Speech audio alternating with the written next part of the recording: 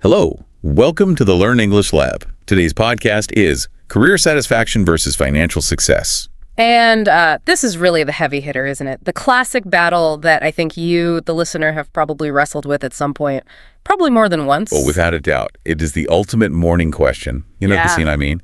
You are lying in bed. It is maybe 6:30 in the morning. The alarm is just blaring. Right, the alarm goes off. And in that sort of that haze of sleep, you have to ask yourself a very serious question. Would you rather wake up excited for a modest salary or wake up rich but totally bored and stressed out? It is the defining dilemma of our times. Are we chasing the feeling of, I love what I do, or are we just chasing the numbers in the bank account? And frankly, it is rarely a simple choice between one or the other. It's usually a messy mix of both. Spot on. It's not just some philosophical question you ponder at a cafe. It is deeply practical. It's about paying bills versus feeding your soul. It's the idea that money is everything versus happiness pays the bills. Yeah. And I think a lot of people feel like they have to pick a team here. You are either the noble, starving artist, or you are the corporate sellout in the suit. We do tend to think in binaries, black and white, but our mission today in this deep dive is to go a lot deeper than those tired stereotypes. We aren't just going to pick a winner and tell you what to do. Right, because life doesn't work that way. Well, absolutely.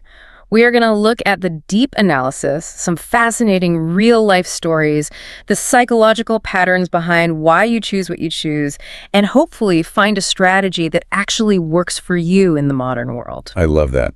We're going to look at this from every possible angle, so let's unpack this properly. I think we need to start by defining our terms, because people throw these words around a lot. When we talk about career satisfaction, what are we actually talking about? Because I think for some people that just means, well, I don't actively hate my boss. It should definitely be a bit more than that. At its core, career satisfaction is a feeling. It isn't a number on a spreadsheet. It is the internal emotional state you experience regarding your work. It is about not hating Mondays. Not hating Mondays. That is the dream right there. I think for so many people, Sunday night is just filled with this creeping dread. The Sunday scaries, as they call it. If you have true career satisfaction, you don't have that. It's that feeling where you aren't constantly checking the clock or counting down the minutes until you can leave. You actually look forward to it. Right. It's not a punishment. It's a part of your life you genuinely enjoy. You feel engaged. I think a huge part of that is the cocktail party question. Yeah. When you meet someone new and they ask, so what do you do? That is the ultimate litmus test. Yeah. If you have career satisfaction, you answer that question with a smile. You feel a sense of pride. You don't mumble your title and try to quickly change the subject to the weather. You feel like your work has purpose. Maybe that it contributes to society or helps people in some way. Absolutely. And crucially, it usually involves good relationships with your coworkers and a healthy work-life balance. You don't feel like a cog in a machine. We have a perfect example of this in our notes today to help visualize it for you. Let's talk about the Sarah archetype. Let's look at Sarah. So Sarah is a real-life example of this side of the spectrum. She is a 32-year-old English teacher living in a small town in Canada. Now let's look at the financials first. She earns about $45,000 a year. Which, in the grand scheme of things, is a modest income. Especially in Canada, where the cost of living can be quite high. It's certainly not buying you a private jet. It's probably a used Honda Civic. Definitely not a jet. But here is the key regarding her quality of life. She wakes up at 6:30 every morning with a massive smile on her face. She genuinely loves preparing her lessons. She lives for those aha moments when a student finally understands a difficult grammar rule. That emotional feedback loop. Yes, that emotional feedback loop is instant, and it is incredibly positive. I love that. And her philosophy is pretty simple, isn't it? She says her salary isn't huge, but her happiness is. She sleeps well at night. She doesn't take the work stress home with her. That is the ultimate metric for her, peace of mind. But I want to play devil's advocate here, or at least be grounded in reality. The Sarah path sounds completely idyllic, but there is always a trade-off. Yeah. Earning $45,000 means she likely has to budget very carefully. She isn't taking lavish vacations to Europe every summer. If her car breaks down, that is a genuine crisis for her. That is a very valid point. Peace of mind regarding your daily work doesn't always equal peace of mind regarding your finances. But let's contrast her with the other extreme. The James archetype. This is the embodiment of financial success. Okay, so let's define that side of a coin. Financial success is measured purely by numbers. Net worth, salary, investments, stock options. It's about a high income and the ability to pay bills without even looking at them. The comfortable lifestyle. Indeed. It's the luxury vacations, the nice cars, the total financial security for your family. And James is our case study here. James is a 35-year-old investment banker living in New York City. He is earning $250,000 a year plus massive bonuses. So we're talking real financial success here. He is in the top percentile of earners. Right. He's got the black BMW, the sleek apartment in Manhattan, the expensive tailored suits. From the outside looking at his social media, he is winning the game. He is the person you look at and think, wow, he made it. From the outside, yes, but the reality of his day-to-day life is a completely different story. He is working 14 to 16 hours a day. He works through the weekends. He rarely sees his family. He probably eats lunch at his desk. Every single day, just staring at 3 monitors. And internally, he describes feeling totally empty. He says he's just chasing numbers. That is such a powerful phrase. Chasing numbers. It implies a race that just never, ever ends. So he is incredibly financially successful, but he's completely miserable. Correct. So we have Sarah, who has peace but modest means and perhaps some underlying financial anxiety. And then James, who has incredible power and comfort but absolutely no peace and total time poverty. And this frames the great debate for us. Which one wins? Let's get right into the arguments then, because there are very strong points on both sides. I don't want to just dismiss James as a greedy villain or paint Sarah as a flawless saint. Let's start with the case for satisfaction. Why does happiness win in the long run? The strongest argument is simply time. We spend a staggering amount of our lives working. If you crunch the numbers, the average person works between 80,000 and 90,000 hours in a lifetime. Wow. When you say it out loud like that, 90,000 hours, that is a massive number. It is a massive chunk of your existence. It's the vast majority of your waking adult life. The core argument here is that if you are miserable for those 90,000 hours, you are essentially going to have a miserable life overall. That makes sense. It doesn't matter what you buy with the money. The boat, the big house, the Rolex. If the majority of your waking hours are spent in a state of high stress or deep unhappiness, the toys don't compensate, you cannot buy back those 90,000 hours. That's the tragedy of the deferred life plan, right? Working insanely hard now to enjoy life later, but you end up being miserable for 40 straight years.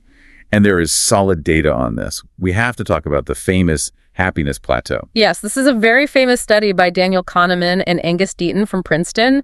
It's the study everyone loves to quote at dinner parties. They found that money does buy happiness, but only up to a certain point. The magic number. Right. In the U.S., at the time of the study, that point was approximately $75,000 a year. I see that quoted everywhere. But I have to ask you, is that number still accurate today? Because $75,000 back in 2010 is very different from $75,000 today. Inflation alone completely changes the math. You are hitting on the first major nuance here. You are absolutely right. If we adjust for inflation, that number is likely closer to $105,000 or even $110,000 today, especially in a major city. But there is a much bigger nuance that people always miss when they quote this study. Kahneman actually distinguished between 2 very different types of happiness. 2 types. I thought happiness was just feeling good. Oh, not quite. He separated emotional well-being, which is how you feel on a random Tuesday morning when you're drinking your coffee, and life evaluation. Life evaluation, what does that mean? That is how you feel when you step back and look at your life as a whole. Okay, so it's mood versus satisfaction. Indeed. And here is the really interesting part. Emotional well-being does actually plateau at that $75,000 or $100,000 mark. Once your basic bills are paid and you aren't terrified of the rent, a Lamborghini doesn't actually make your Tuesday morning coffee taste any better. You don't laugh more frequently just because you are rich. But life evaluation is different. Yes. Life evaluation keeps going up with income. It keeps going up. So the billionaire is actually happier in terms of life evaluation. Statistically, yes, they are. They feel more successful. They feel they have achieved more status. So when we say money doesn't buy happiness, we really have to ask ourselves, are we talking about your daily mood or your overall pride in your achievements? That is a fascinating distinction. So the jump from making $20,000 to $75,000 is huge for daily happiness because you finally stop worrying about basic survival. Come on. But the jump from $75,000 to $300,000 might not change your daily mood much at all, but it completely changes how you view your status in the world. Accurately stated. However, the data strongly suggests that a person earning $75,000 who deeply loves their job is likely much happier in their daily experience, their emotional well-being, than someone earning $300,000 who completely hates going into the office. Oh, we can't ignore the health aspect either. Right. That's a massive factor in the case for satisfaction. Oh, absolutely not. Career satisfaction actively lowers stress. We know that chronic stress is a silent killer. It leads to heart disease, severe anxiety, high blood pressure, sleep disorders. Plus, happy employees actually perform much better. They're more creative and proactive. So satisfaction can actually lead to success because you are just naturally better at your job when you care about it. That happens all the time. Okay, so that's a very strong case for Sarah. But I want to switch gears and play devil's advocate again. Let's look at the case for financial success. Why does James win? Because, frankly, having money is really nice. Well, we certainly cannot demonize money. Money handles all the baseline basics of human existence. Food, secure shelter, reliable medical care. The sheer lack of money is the ultimate stressor in life. That's true. Maslow's hierarchy, which I know we will get to in a bit. Right. If you cannot pay your rent, your passion for painting doesn't mean much in that moment. If you have a terrible toothache and you cannot afford a dentist, you simply do not care about career fulfillment. You just want the pain to stop. That is so true. But beyond just basic survival, money buys freedom. It does. It buys the ultimate freedom of choice. If you have significant money, you can choose where you live. You can choose what you eat. You can choose where and when you travel. You have total autonomy. You can walk away from a bad situation. Exactly. You can leave a toxic boss or a bad neighborhood. Sarah might be stuck in her small town because she simply cannot afford the moving costs. James can decide to move to London tomorrow, and it wouldn't even dent his finances. And you can help people. That's the altruistic argument for wealth. Yes, altruism is a huge factor for many wealthy people. Wealth allows you to completely support your aging parents, donate massive sums to charities, or even build infrastructure like schools or hospitals. You can have a massive, tangible impact on the world with capital that you might not be able to have just with good intentions. So James might be miserable at his desk, but his money might be putting his 5 nieces and nephews through college without any debt. That is a very real possibility and a very valid point. And there's the social reality we have to acknowledge, too.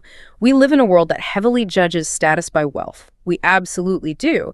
And for some people, that self-esteem boost, that immediate recognition from society that comes with having a high net worth, is very real and psychologically very important to them. Walking into a room and knowing you are deemed successful by society's standards provides a kind of psychological armor. So we had the theory down, but I want to see how this actually plays out in the real world for you. Because real life isn't usually just the simple teacher or the simple banker. We have 4 distinct paths or scenarios in our deep dive notes today that show how real people navigate this complex spectrum. Let's look at scenario A, passion over money. This is the story of Dr. Priya. Dr. Priya is a truly fascinating case because she actually started out firmly on the James path. She was a high-level, incredibly skilled surgeon. She had the potential to easily earn over $200,000 a year. She had the immense prestige, the title of doctor, the respect of her peers. She had everything society says you should want. But she felt totally hollow. She did. She realized that for her, surgery felt mechanical. It had become just an assembly line of bodies. Fix the problem, move to the next room. Then she took a trip and visited a rural village that completely lacked basic medical care. Then that changed everything for her. It changed her perspective completely overnight. She saw the deep, meaningful human connection that she felt was totally missing from her high-end hospital job. She made the radical decision to open a free clinic in that village. And her income just took a massive nosedive. It plummeted. It dropped to roughly $30,000 a year. Her family thought she was absolute crazy. They couldn't understand walking away from that kind of earning potential and status. They probably said to her, "You studied for 10 grueling years for this. Why throw it away?" But what was the outcome for her internally? She feels full. That is the word she uses. She says she is now paid in love and deep gratitude from her patients. She has absolutely no regrets about her choice. She chose meaning over money, and it worked for her. But there is a catch. There is always a nuance. Let's look closely at her situation. She has the highly specialized skills of a surgeon. She always has a massive safety net in the back of her mind. She knows she could go back to the high-paying job if she absolutely had to. That's a great point. She has tremendous human capital. She isn't trapped. But let's look at scenario B, because chasing your passion isn't always a noble fairy tale where everything works out. Let's talk about Carlos the artist. Right. Carlos is 28 years old, and he is a painter. Now he gets a very high spiritual reward from his work. He talks about experiencing a magical feeling when he is in the studio painting. He's doing exactly what he loves. He is expressing his soul on the canvas. But the financial reality for Carlos is really harsh. Very harsh. Yeah. He constantly has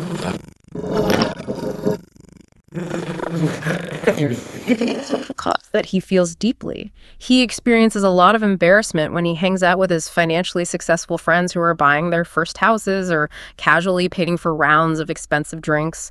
And crucially, the constant stress of poverty actually makes it hard for him to focus on the art itself.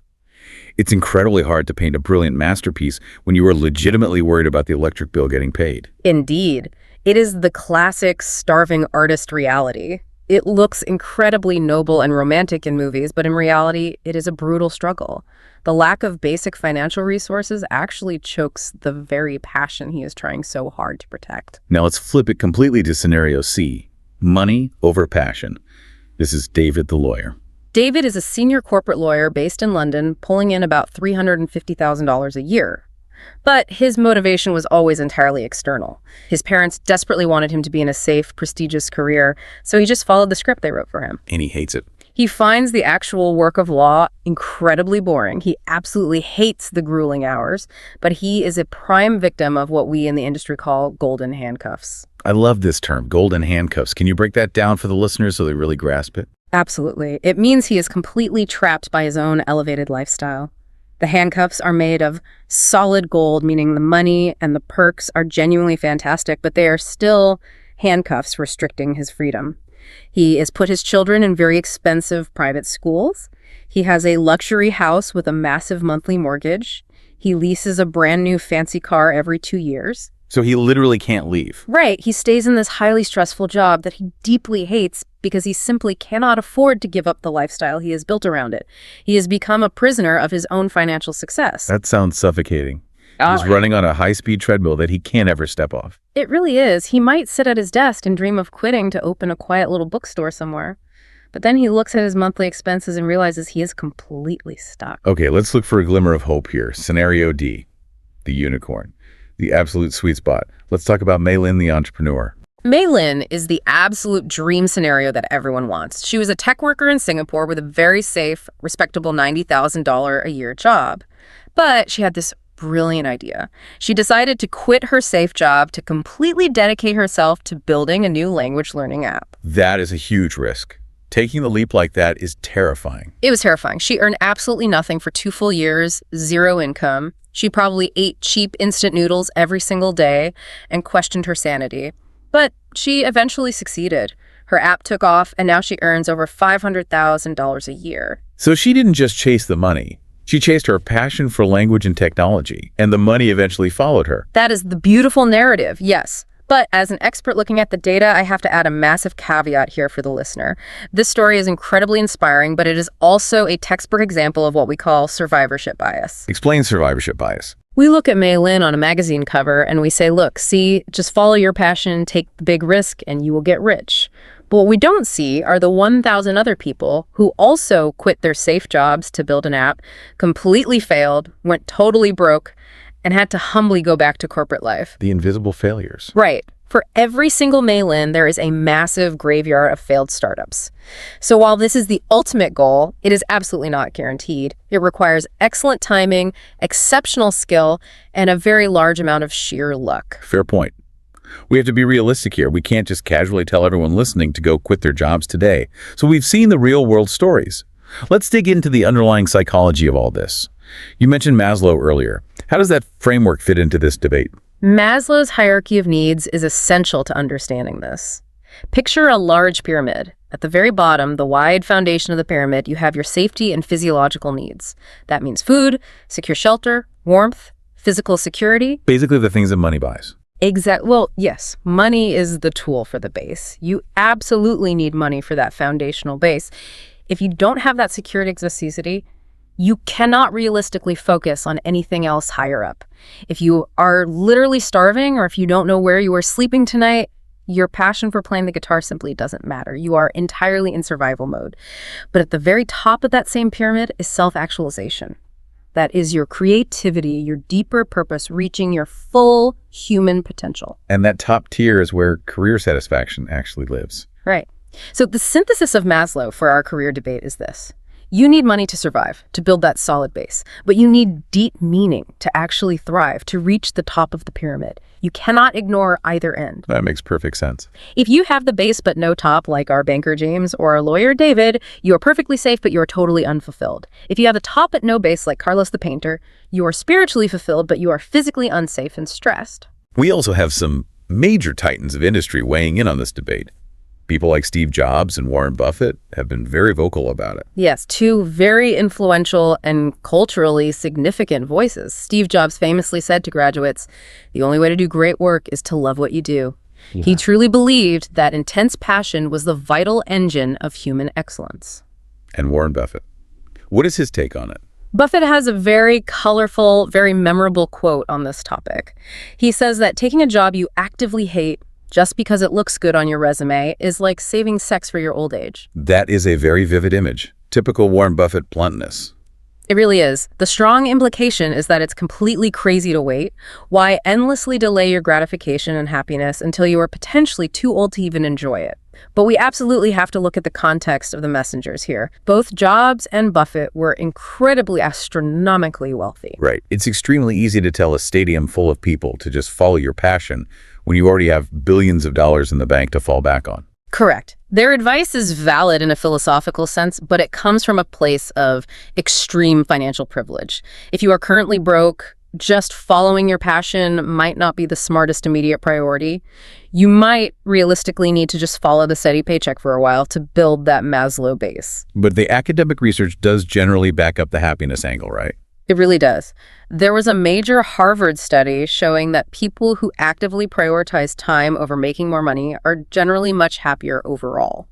And the Vocational Behavior Journal published findings that career satisfaction is actually a massive predictor of your overall life satisfaction. So the hard science says, if you can afford to do it, you should choose happiness. But we really have to talk about the dangers here, because going to the extreme edges, only caring about money or only caring about passion, can be really dangerous for a person. Absolutely dangerous. Let's look at the danger of choosing only satisfaction. This is the tragic story of Tom the musician. Poor Tom. Walk us through his situation. Tom is 29 years old. He is incredibly talented. He plays in local bands. He absolutely loves the music he makes. But he only earns about $15,000 a year, so he still lives with his parents. He has no health insurance at all.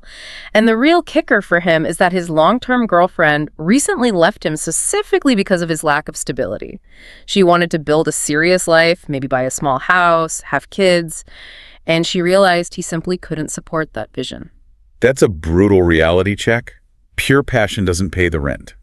And it certainly doesn't pay to raise a family. No, it doesn't. Pure love for the artistic craft isn't always enough to build a fully functioning, independent adult life. You need a baseline level of stability. Tom is slowly finding out that his artistic freedom is actually becoming very limiting because he can't afford to do anything else in life. And what about the other side? The intense danger of choosing only money. This brings us to Linda the executive. She is sitting right at the very top of the corporate ladder. She's a Fortune 500 executive earning an incredible $400,000 a year. By every capitalist metric, she has completely won the game. But at what ultimate cost to her life? She's sacrificed everything else. She has been divorced twice. She's completely estranged from her teenage daughter because she was traveling for work and missed every single school play and birthday party. Her physical health is failing. She has high blood pressure and is heavily medicated for chronic anxiety. There's a very specific scene described in the source notes where she's just sitting alone in her big empty house. Yes, it's a deeply haunting image to picture. She is sitting alone in a stunning $3 million house on a custom velvet sofa, suddenly realizing that she possesses everything that money can possibly buy, but she has absolutely nothing that it can't buy. No genuine love, no inner peace, no real connection. That is the definition of burnout. Total burnout and profound regret. She spent decades aggressively climbing the corporate ladder only to finally reach the top and realize the ladder was leaning against the completely wrong wall. So neither of these extremes actually works in practice. We need a real strategy. We need a practical way for you listening to find balance so you don't end up struggling like Tom or isolated like Linda. And our notes give us 5 distinct strategies to tackle this. Let's run through them. Strategy 1 is what we call the intersection. or the sweet spot. This is deliberately finding the exact place where your passion meets profit. So, for example, if you love writing, you don't just decide to be a starving poet living in a garret. You become a highly paid corporate copywriter. Spot on. You compromise slightly on the absolute purity of the art in order to make your skills commercially marketable. If you love technology and problem solving, you become a software developer. If you have a deep passion for helping people heal, you become a specialized nurse or a therapist. You actively find the commercial application of your innate passion. Like the case of Aisha. Right. Aisha loved visual art, but she also really wanted financial security. So she compromised and became a UX designer for a tech firm. She earns a fantastic $120,000 a year. She successfully combined her love for art with the high-paying tech industry. She is both creatively happy and very well paid. That is incredibly smart. That seems like the most logical, practical path for the vast majority of people.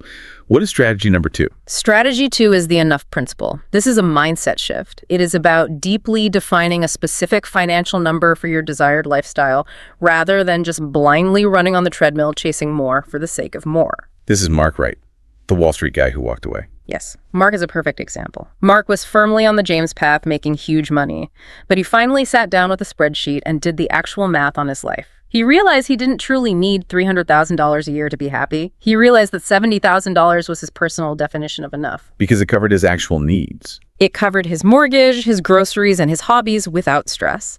So he deliberately took a massive pay cut down to $65,000 to become a high school teacher and coach the local basketball team. And he sleeps infinitely better at night because he finally defined where his finish line was. That is the absolute key to this strategy. Most people simply do not have a finish line. They just continuously want more.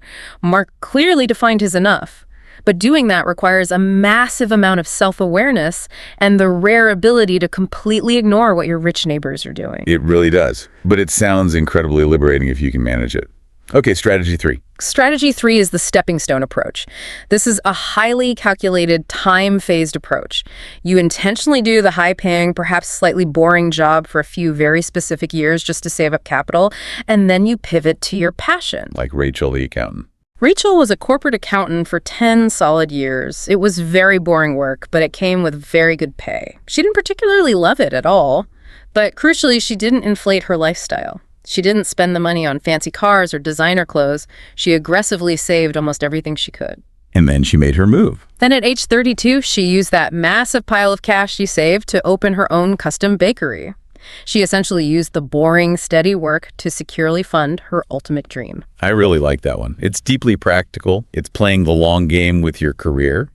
You sacrifice some fun in your 20s so you can fully enjoy your 30s, 40s, and 50s on your own terms. What is strategy 4? Strategy 4 is building a portfolio career, also known as the side hustle strategy. In this scenario, you deliberately keep the meaningful but low-paying job, but you actively add a secondary revenue stream to fix the financial gap. This brings us to Juan, the social worker. Juan absolutely loves the real-world impact of his social work. He deeply loves helping vulnerable kids, but he genuinely hates the $40,000 salary. He simply can't survive on it comfortably in a city. So instead of quitting the job he loves out of financial desperation, he started creating and selling online mental health courses and ebooks in the evenings. And that bridged the gap. It did. He consistently makes an extra $25,000 a year from his online side hustle. So he didn't have to quit his meaningful job. He just creatively supplemented his income. Absolutely. He essentially gave himself his own raise. He gets the deep emotional fulfillment from his day job, and he gets the vital financial security from his side hustle. It's a brilliant balance. And finally, we have strategy 5. Strategy 5 is redefining success entirely. This is definitely the most philosophical strategy on our list. It asserts that success simply doesn't have to mean immense wealth or a fancy title. This is Kenji's approach. Kenji is a quiet librarian living in Japan. He drives a very small old car. He lives in a very modest small house.